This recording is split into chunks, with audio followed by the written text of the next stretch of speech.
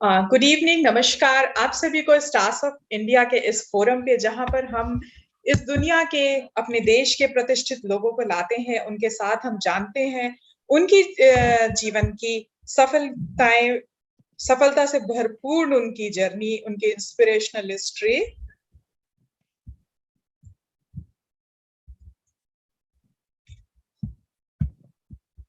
आज हमारे साथ जुड़े हुए हैं ज्योतिष आचार्य राजन प्रसाद पटेल सर।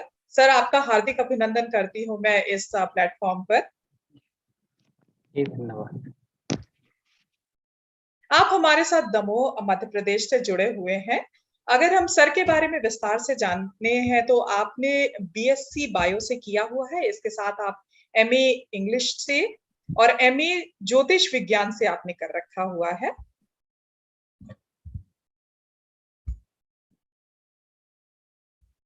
आज हमारे इस प्लेटफॉर्म स्टार्स ऑफ इंडिया पे सर हमें बताएंगे कि वर्तमान समय में एस्ट्रोलॉजी का क्या महत्व है। ऐसा कि देखा गया है कि वर्तमान समय में खासतौर पे जो हमारी नई पीढ़ी होती है, कहीं ना कहीं एस्ट्रोलॉजी के ऊपर थोड़ा सा कम विश्वास उनको आता है। अगर हम एस्ट्रोलॉजी की बात करें तो एस्ट्रोलॉजी का हिंदी में मतलब ज्योतिष होता है, जो एक प्रकार की साइंस या विद्या ही होती है। ज्योतिष विद्या एक पारंपरिक हिंदू प्रणाली है जिसे भारतीय हिंदू ज्योतिष और वैदिक ज्योतिष के रूप में भी जाना जाता है। ज्योतिष विद्या को अंग्रेजी में एस्ट्रोलॉजी कहते हैं, जिसे मानवीय मामले और स्थलीय घटनाओं पर तारों और ग्रहों की स्थिति और पहलुओं द्वारा अनुमानित प्रभावों का अनुमान लगाया जाता है। मैं आप लोगों का ज्यादा समय नहीं लूंगी और मैं हमारे साथ जुड़े हुए हैं माननीय आचार्य रंजन प्रसाद पटेल जी। सर मैं आपसे निवेदन करूंगी कि आप हमें बताएं कि वर्तमान में मॉडर्न इस युग में हमारे यहाँ एस्ट्रोलॉजी का आज क्या महत्व है। बहुत बहुत धन्यवाद।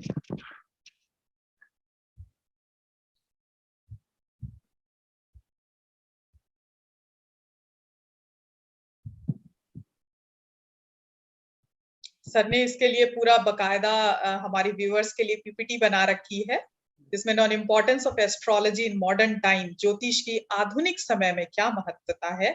सर पूरा विस्तार पूर्वक इस हमारे स्टार्स ऑफ इंडिया के सेशन में चर्चा करेंगे। सर आप शुरू कर दीजिए। आप सभी बुद्धिजीवियों का, जिज्ञासुओं का आज के ज्योतिष प्रोग्राम में हार्दिक हार्दिक स्वागत है। आज का विषय है importance of astrology in modern time, ज्योतिष की आधुनिक समय में महत्वता। मित्रों, वर्तमान समय में सभी लोग विज्ञान से परिचित हैं। विज्ञान की बहुत सी शाखाएं काम कर रही हैं, स्वास्थ्य से लेकर इलेक्ट्रॉनिक एवं खगोल में भी विज्ञान की काफी शाखाएं काम कर रही हैं। लेकिन आज हम बात करेंगे करीब 5000 वर्ष पुरानी विज्ञान की शाखा, जिसे हम ज्योतिष नाम से जानते हैं। ज्योतिष का आधुनिक जीवन में महत्व, यदि हम सारांश में कहें तो ज्योतिष मानव जीवन के पथ की वह रोशनी है जो समय समय पर मनुष्य जीवन के प्रत्येक पहलू पर नजर रखता है। क्योंकि हमें मानव से थोड़ा सर आप अपनी स्लाइड फुल मोड पे कर लीजिए जी। ये नीचे से सर जहाँ पे 68% लिखा है, इसके बगल में जो बना हुआ है जी, इधर की तरफ सर, आपके लेफ्ट में 68% के लेफ्ट में जो एक आइकन है, बस इसे दबा दीजिए। इधर की तरफ, लेफ्ट की तरफ सर, आपके लेफ्ट की तरफ, हाँ बस इसे दबा दीजिए आप सर, बस। हाँ आप सर आगे करिए। सर्वप्रथम हम मानव जीवन चक्र को समझते हैं, ह्यूमन लाइफ साइकिल। मानव की जो साइकिल है, सबसे पहले व्यक्ति का जन्म के बाद उसे शरीर एवं मानसिक स्वास्थ्य का ध्यान रखना पड़ता है। उसके बाद उसका परिवार से संबंध होता है। इसके बाद शिक्षा, उच्च शिक्षा में सबसे महत्वपूर्ण विषय चयन, जो आफ्टर 10th एंड 12th के बाद किया जाता है।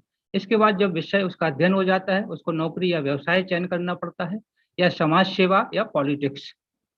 इसके बाद जब चयन हो जाता है व्यवसाय नौकरी का, उसके बाद आय का माध्यम, उसके बाद व्यक्ति गृहस्थ में प्रवेश करता है, विवाह, जीवन साथी, वैवाहिक जीवन का फिर संचालन करते हुए पुनः एक न्यू साइकिल प्रारंभ होती है। इसमें एक न्यू साइकिल प्रारंभ होती है, संतान का जन्म होता है, तो पुनः फिर व्यक्ति को एक नया विषय आ जाता है, संतान का स्वास्थ्य कैसा रहेगा एवं संतान सुख कैसा रहेगा। एक मानव की जीवन साइकिल है। लेकिन इस साइकिल को हम देखते हैं कि ज्योतिष से क्या संबंध है और इस पूरे मानव की साइकिल में ज्योतिष से हम क्या लाभ ले सकते हैं। तो सर्वप्रथम हम समझते हैं कि ज्योतिष का परिचय क्या है। ज्योतिषम सूर्यादि ग्रहाणाम बोधकम शास्त्रम।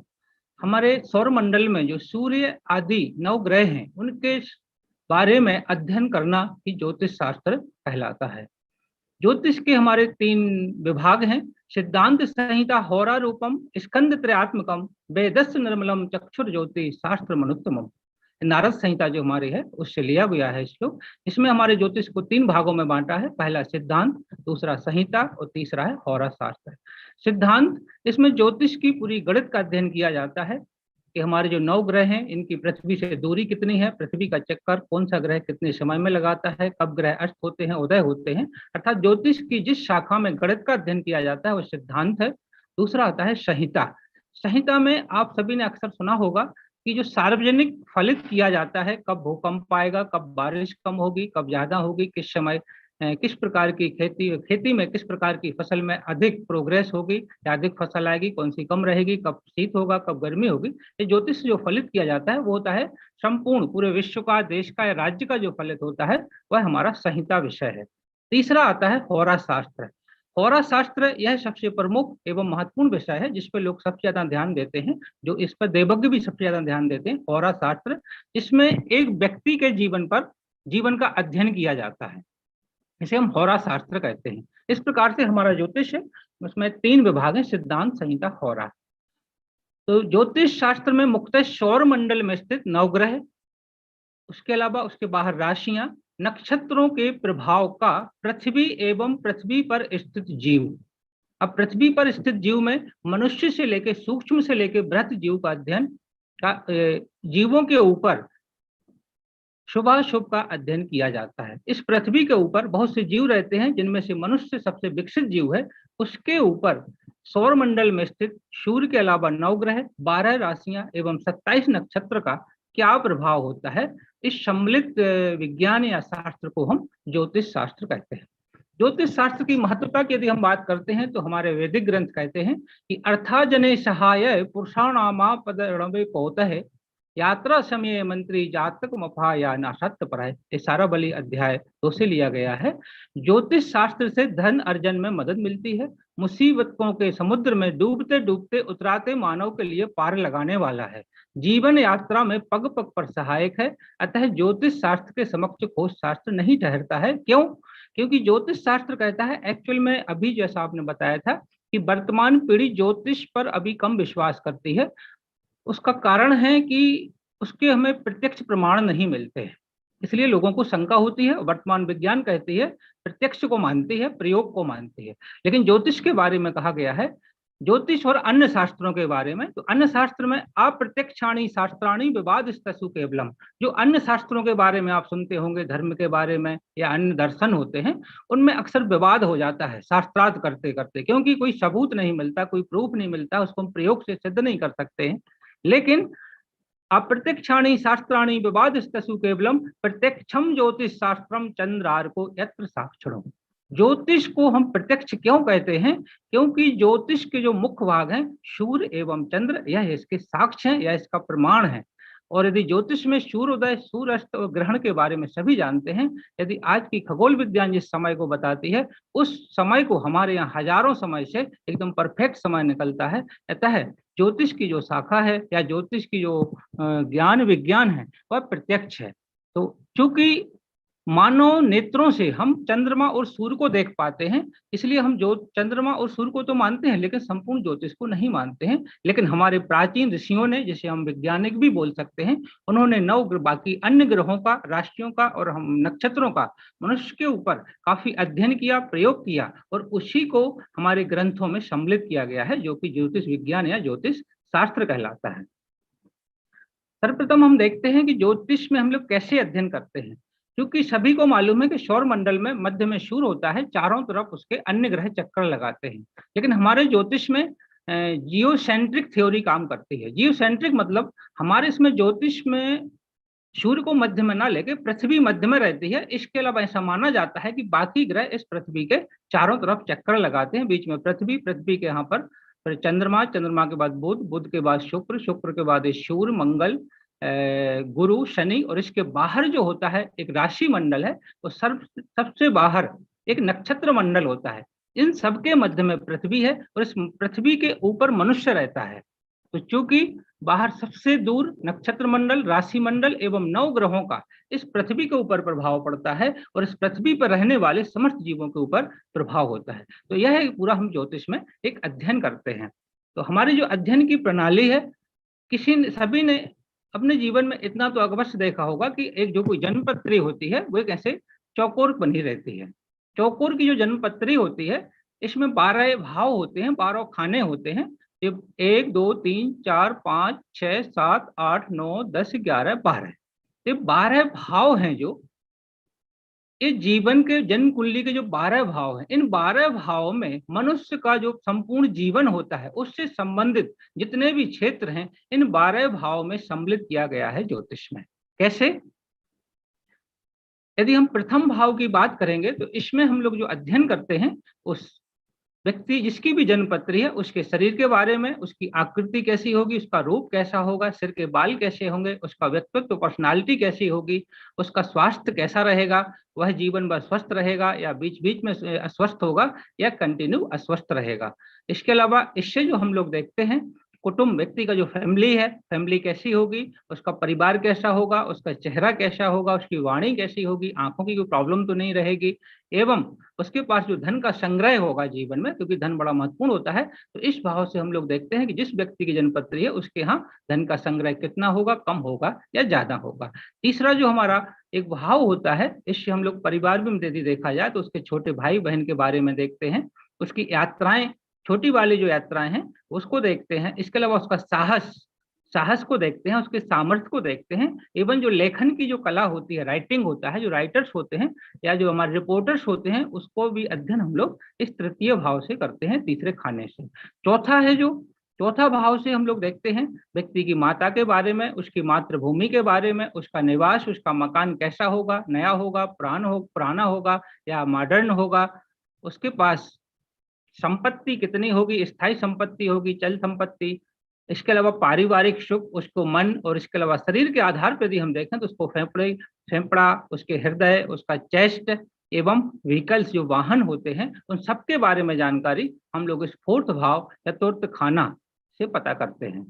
5वां जो आता है, 5वां भाव है जो, इससे व्यक्ति के संबंध में उसके कितने पुत्र होंगे या पुत्रियां होंगी, उसकी मानसिकता, उसकी सोचने की प्रवृत्ति कैसी होगी, मंत्र ज्ञान मतलब जो कुछ हमारे वेद दर्शन में जाते हैं वो मंत्र ज्ञान का भी इसी से पता चलता है। उच्च शिक्षा, उसकी उच्च शिक्षा किस क्षेत्र में होगी एवं कितनी होगी, वह साइंस में जाएगा कि वह आर्ट में जाएगा, कि वह लीगल में जाएगा, कि वह मेडिकल में जाएगा, कि वह कला के क्षेत्र में जाएगा या वह पॉलिटिक्स में जाएगा।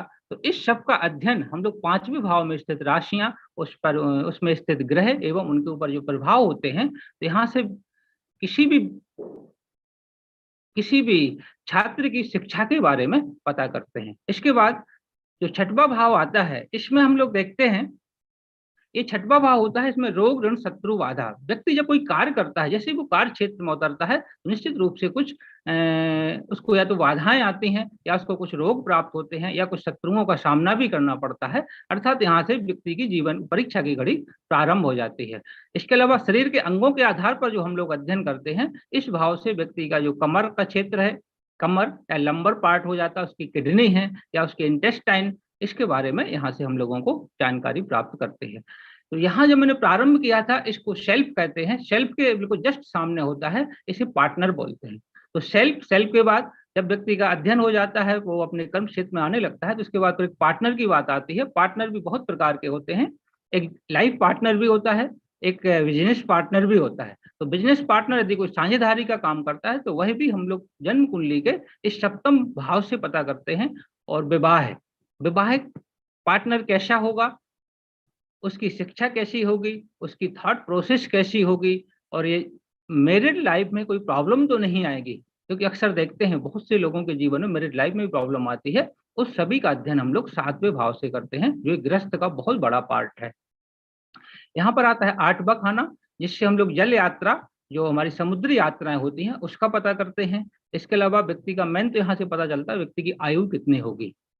आयु को कुछ लोगों की कम आयु होती है, कुछ मध्यम आयु होते हैं, कुछ की लंबी आयु होती है। उस आयु का जो हम लोगों को ज्ञान प्राप्त होता है जन्म कुंडली के 8वें भाव से होता है। इसके अतिरिक्त व्यक्ति को एक बिना कमाया धन भी, बिना मेहनत का धन प्राप्त होता है। जैसे पहले अक्सर सुनते थे कि लोगों को गड़ा धन मिलता था, लेकिन अब गड़ा धन तो बंद हो गया है। लोगों को किसी से गिफ्ट प्राप्त होना या लॉटरी का धन प्राप्त होना, वह सब हम लोग 8वें से ज्ञात करते हैं। नवम से व्यक्ति का उसको धार्मिक रहेगा या फिर वो नास्तिक रहेगा, उसके ऊपर पिता का कितना सपोर्ट रहेगा, ये सब हमारा नवम भाव है। और 10वां भाव आता है कर्म वाला।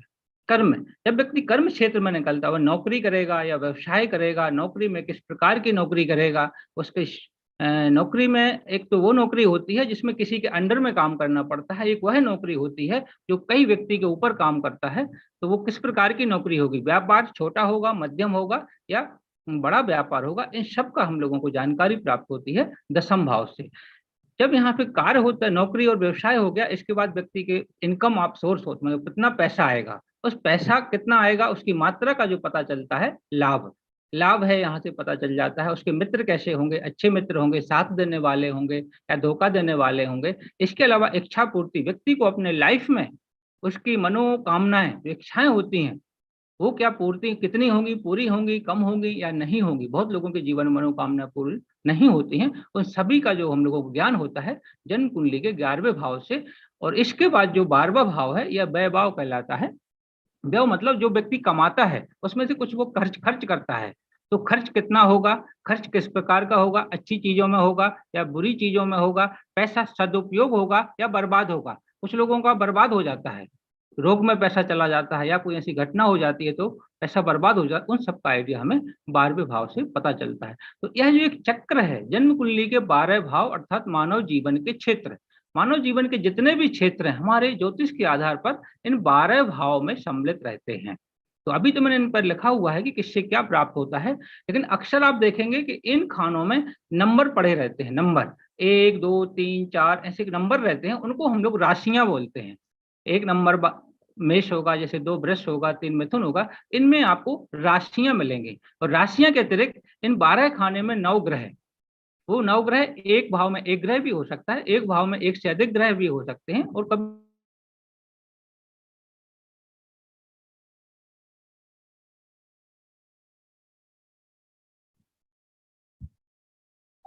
आचार्य जी, आपको आवाज सुनाई दे रही है?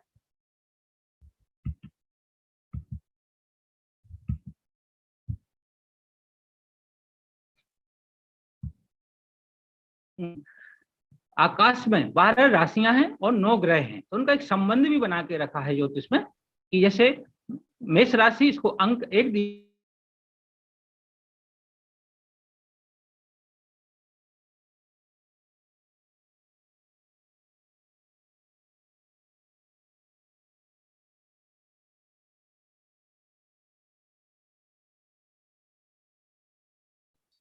कुछ टेक्निकल ग्लिच आ रही है। आज बारिश भी हो रही है, मुझे लगता है शायद इसी वजह से डिस्कनेक्ट हो गए हैं सर हमारे।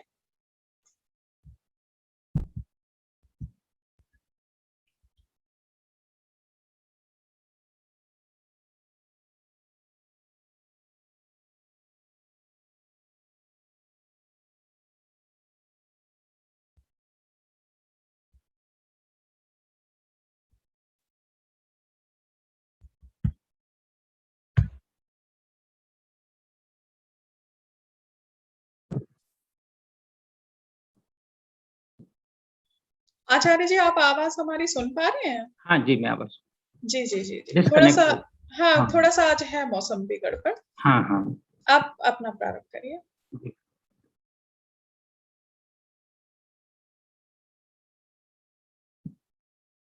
हाँ, जैसा कि पूर्व में भी हम लोगों ने अध्ययन किया है कि जन्म कुंडली में 12 भाव होते हैं जिसमें। आचार्य जी, आपका वीडियो ऑफ है, आप अपना वीडियो भी ऑन कर जी लेते हैं। जी।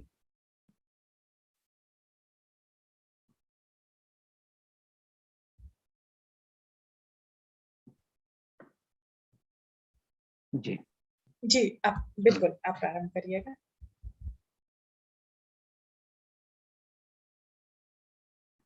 जैसा कि पूर्व में अध्ययन किया कि जन्म कुंडली होती है, उसमें 12 भाव होते हैं जिसमें मनुष्य के जीवन से संबंधित समस्त क्षेत्रों का संबंध रहता है।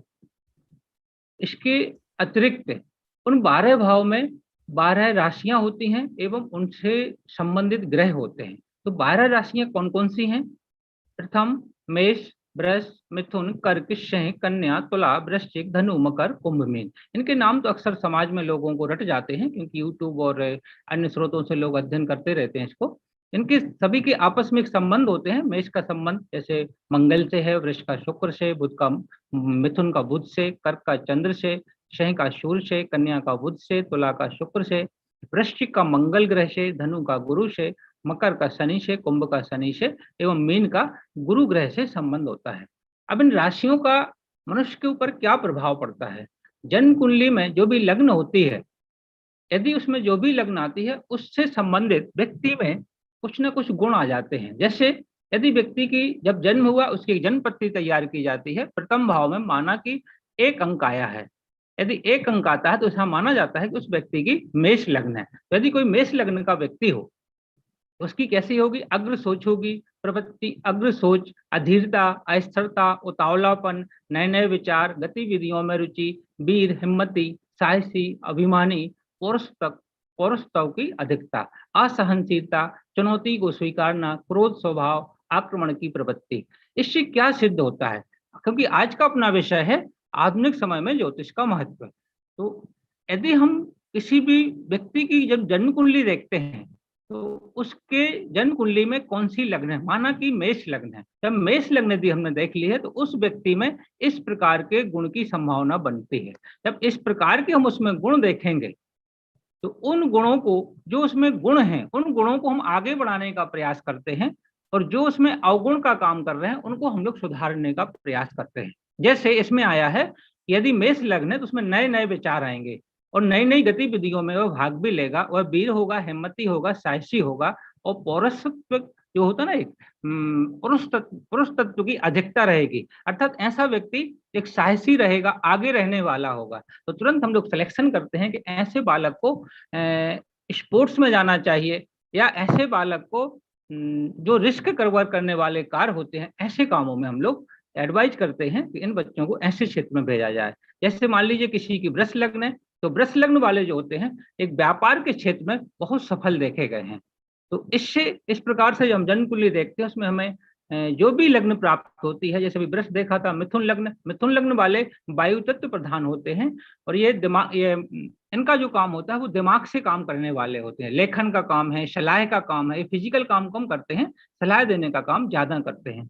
इस प्रकार से जो भी मिथुन लग्न है, कर्क लग्न है, सिंह लग्न है, कन्या लग्न है, तुला लग्न, वृश्चिक लग्न, धनु लग्न, मकर लग्न, कुंभ लग्न एवं मीन लग्न, तो 12 लग्नों के अलग अलग गुण होते हैं जो कि हमें जन्म पत्री से ज्ञात होता है कि इस व्यक्ति की जन्म कुंडली में यह लग्न है और इसमें इससे संबंधित गुण होना चाहिए। तो एक अध्ययन करने का हमारा एक प्राथमिक तरीका है। इसके अलावा आता है उसमें 9 ग्रह। 9 ग्रह कौन कौन से हैं? सूर्य, चंद्र, मंगल आदि ग्रह हैं। इसमें सूर्य का जो महत्व है, सूर्य रक्त वर्ण है, पूर्व दिशा का स्वामी, पित्त प्रकृति, पुरुष स्वभाव और तेज ग्रह है। सूर्य आत्मा, स्वभाव, आरोग्यता, राज्य और राजसी कार्य और देवालय का कारक।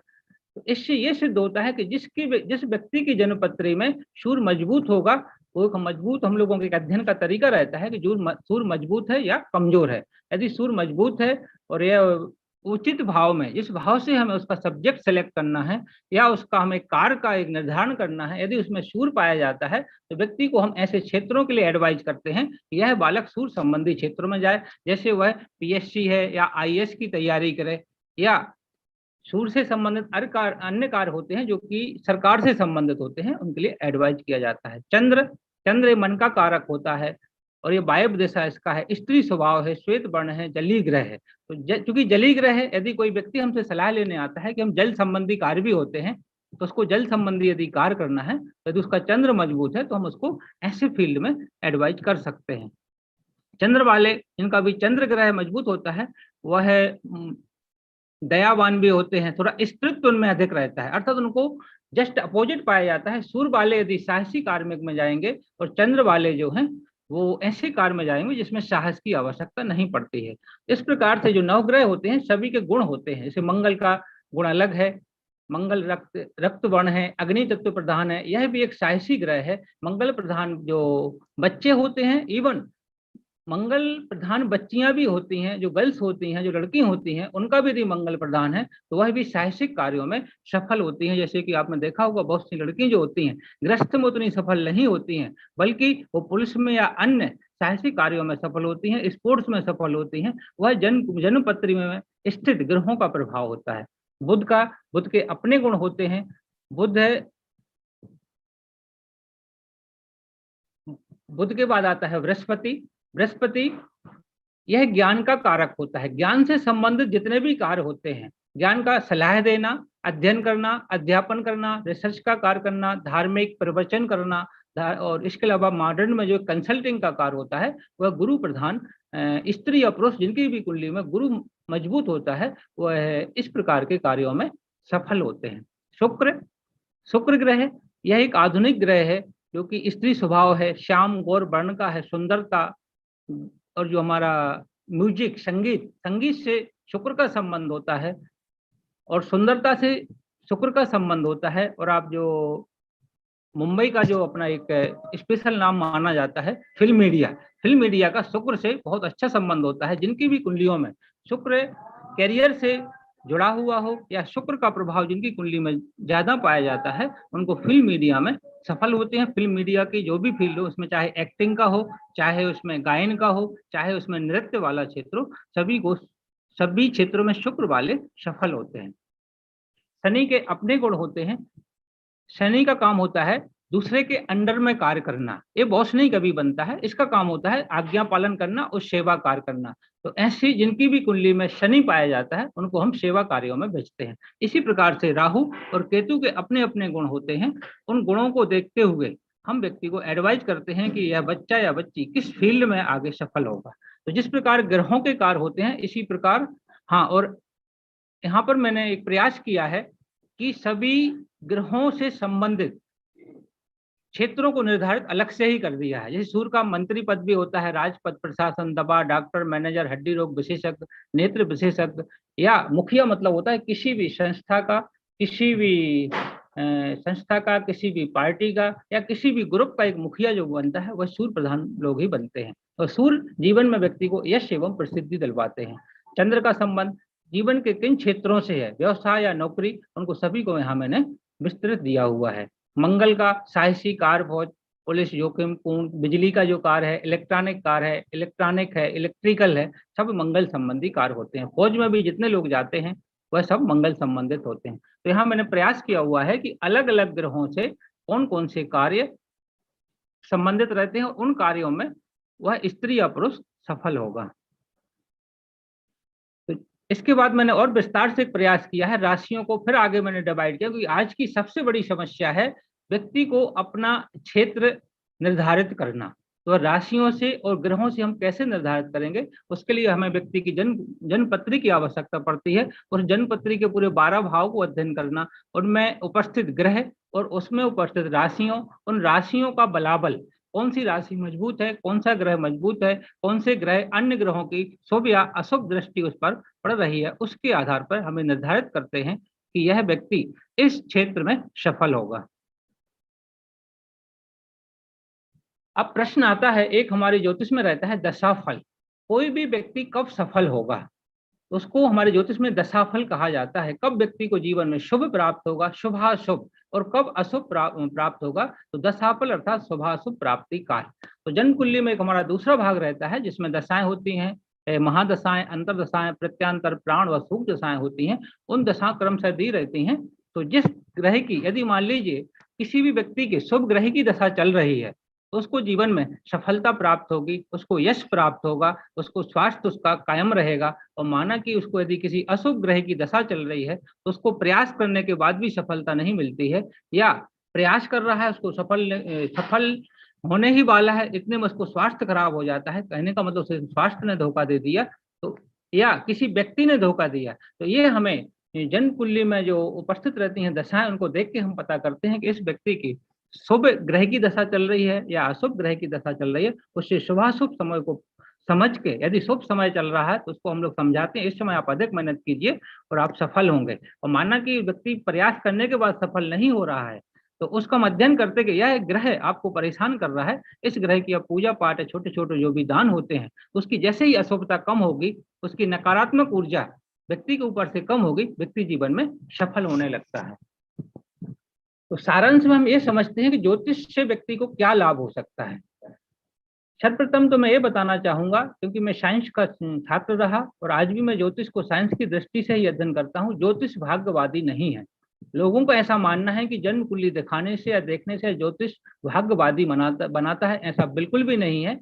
आप जो कर्म करेंगे आपको फल उसी का मिलना है, सिर्फ हम आपको एक मार्गदर्शन का काम करते हैं। हमसे मतलब होता है जो भी देवज्ञ ज्योतिषाचार्य है वह आपकी जन्म पत्री का अध्ययन करेगा, आपको मात्र यह बताएगा कि आपको किस फील्ड में सक्सेस होना है, वह आपको एक मार्गदर्शन का काम करेगा। जैसे अभी मौसम ठीक नहीं है तो बच्चों को मालूम नहीं रहता है कि हमें बाहर निकलना है कि नहीं निकलना है, लेकिन गार्जियंस उनको समझाते हैं कि मौसम ठीक नहीं है, आप बाहर मत निकलिए। और यदि आप बाहर निकलते हैं तो आप रेन कोट पहन के निकलिए। तो एक इसी प्रकार ज्योतिषाचार का कार्य होता है, उसको आइडिया रहता है अपना पंचांग की मदद से, यानी ग्रंथों की मदद को समय का शुभ और अशुभ समय का ज्ञान होता है, तो वह मनुष्य को एक मार्गदर्शन देता है कि अभी आपका समय शुभ चल रहा है या अभी अशुभ चल रहा है। ज्योतिष की मदद से जीवन के सभी क्षेत्रों में मार्गदर्शन प्राप्त होता है। सभी क्षेत्रों का मतलब होता है, अभी जो अपन ने प्रारंभ में ही अध्ययन किया था, आपका स्वास्थ्य में मदद करता है। ऐसे बहुत से केसेस हैं जिनमें कि मेडिकल साइंस कभी कभी काम ही नहीं करती है, व्यक्ति बहुत डॉक्टर को दिखाने के बाद उसको स्वास्थ्य लाभ नहीं होता है, उसका कारण होता है अशुभ ग्रहों का फल। उस समय यदि उसकी पूजा पाठ करवा दी जाए, दान करवा दिया जाए, तो वह दवाई पर उस पर काम करने लगती है, मतलब उसको स्वास्थ्य लाभ प्राप्त होने लगता है। और इसका दूसरा मैंने बताया, जैसे वर्तमान समय में IQ टेस्ट होता है। पहले मुझे जहां तक याद है, पहले IQ टेस्ट बच्चों का नहीं होता था। अब बच्चों का 10th के बाद IQ टेस्ट होता है कि यह बच्चा किस फील्ड में सक्सेस होगा। तो जिस प्रकार से वहाँ IQ टेस्ट होता है, हमारे पास जन्म कुंडली होता है, उनके ग्रह होते हैं, उसकी राशि होती हैं, उसके नक्षत्र होते हैं, उसकी दशाएं होती हैं, उससे हम उसका IQ समझ लाते हैं कि व्यक्ति किस क्षेत्र में आगे जाएगा। ज्योतिष का किसी धर्म संप्रदाय से कोई संबंध नहीं है, यह तय है, क्योंकि लोगों का ऐसा मानना है, लोगों को ऐसा भ्रम है कि ज्योतिष हिंदुओं का है। तो ज्योतिष का धर्म संप्रदाय से कैसे कोई संबंध नहीं है। इसका प्रमाण यह है कि क्योंकि सभी मनुष्यों पर सूर्य और चंद्र का प्रभाव होता है। यदि कोई भी व्यक्ति हो, उसके ऊपर चाहे किसी भी धर्म का हो, किसी भी संप्रदाय का हो, किसी भी देश का हो, उसके ऊपर सूर्य की किरणें पड़ती हैं, उसको सूर्य की धूप और चंद्र की सौम्यता का प्रभाव होता है। इसका मतलब है ज्योतिष का सभी व्यक्तियों से संबंध है, इसका धर्म से कोई संबंध नहीं है। स्वास्थ्य की बात आती है, आप ज्योतिष ये नहीं बोलेगा कि आप अपना उपचार बंद कर दें। यदि आप उपचार ले रहे हैं तब भी आप एक सह उपचार के रूप में ज्योतिष से मदद प्राप्त कर सकते हैं। ज्योतिष की मदद से शुभ या अशुभ काल या समय ज्ञात कर सकते हैं, जिससे व्यक्ति के धैर्य में भी वृद्धि होती है। यह जीवन की एक बहुत बड़ी परीक्षा की घड़ी होती है। कभी कभी व्यक्ति, मैं जैसे मेरे पास बहुत से बच्चे आते हैं, उन्होंने 3 बार PSC का प्रयास किया, तो एक बार में व्यक्ति का साहस कुछ तो टूटता है, दूसरी बार फिर भी प्रयास करता है, 3 बार में उसका साहस टूट जाता है। लेकिन यदि हम लोग अध्ययन करते हैं कि नहीं, आपकी कुंडली में यह योग है, अभी वह समय नहीं आया था, आप 1 साल और प्रयास कीजिए, तो यह जो धैर्य है, यह धैर्य जीवन में बहुत कुछ देता है। या यह धैर्य, यदि व्यक्ति ने इस धैर्य का परिचय नहीं दिया तो जीवन में व्यक्ति बहुत कुछ खो भी देता है। तो क्योंकि हम लोग व्यक्ति के शुभ व अशुभ समय को समझ सकते हैं जन्म पत्री की मदद से, उससे हमें बता सकते हैं कि अभी आप थोड़ा सा इंतजार कीजिए, समय आ रहा है, और अपनी मेहनत में वृद्धि कर दीजिए। तो उस धैर्य की मदद से व्यक्ति अपने क्षेत्र में सफल हो जाता है। या इसका दूसरा उदाहरण भी लेते हैं, व्यक्ति कोई प्रयास करता है, उसको सफलता मिल रही है, तो उसको हम लोग, इसका एक सकारात्मक पहलू है, उसको हम ये बोलते हैं कि आप इस समय इन्वेस्ट को बढ़ा दीजिए। यदि आप इन्वेस्ट को बढ़ा देते हैं तो आपकी जो इनकम की, जो आपकी प्रॉफिट की मात्रा है, वह बढ़ जाएगी। तो ज्योतिष से आपको दोनों मदद मिलती है। यदि अशुभ समय चल रहा है, उसको हम धैर्य की, अशुभ को हम कैसे समय को निकालना है और शुभ को हमें कैसे लाभ लेना है। ज्योतिष से सकारात्मक भाव पैदा होता है। ऐसा लोगों का मानना है कि ज्योतिषी के पास जाते हैं तो वह बहुत सी नेगेटिव चीजें बता देते हैं, जिससे कि व्यक्ति के अंदर एक नकारात्मक पैदा हो जाती है। हाँ, होता है ऐसा, सभी क्षेत्रों में नकारात्मक और सकारात्मक लोग होते हैं।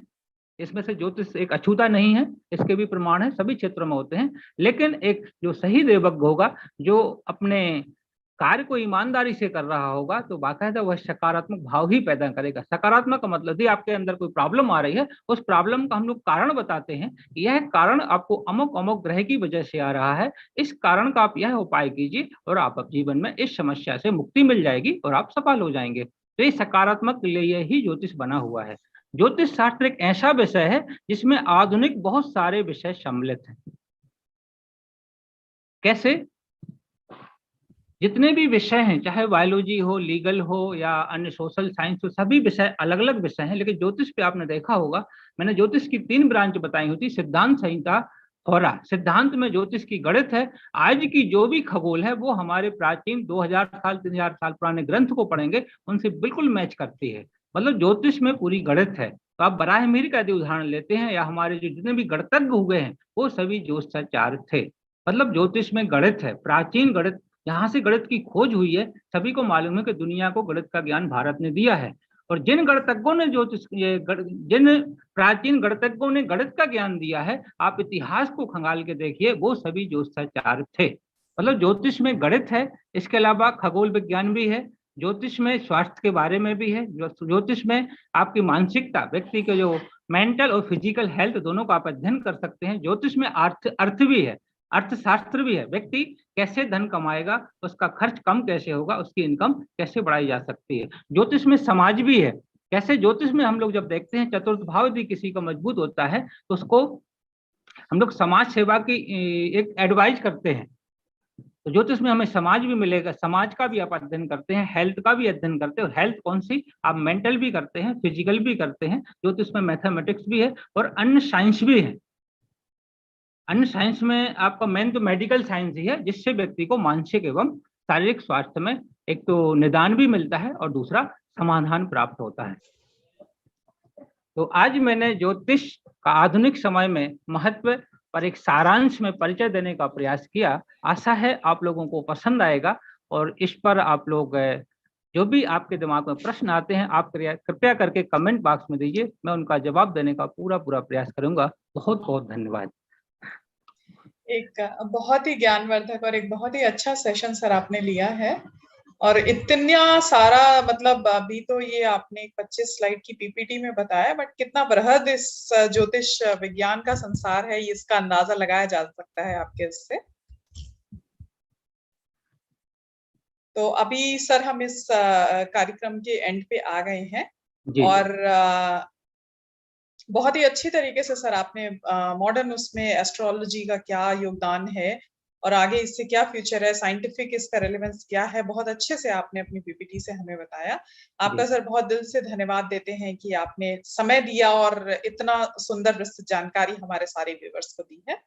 जी, तो आपके लिए बहुत बहुत आभार जो आपने अपने प्लेटफॉर्म पर मेरे को आमंत्रित किया।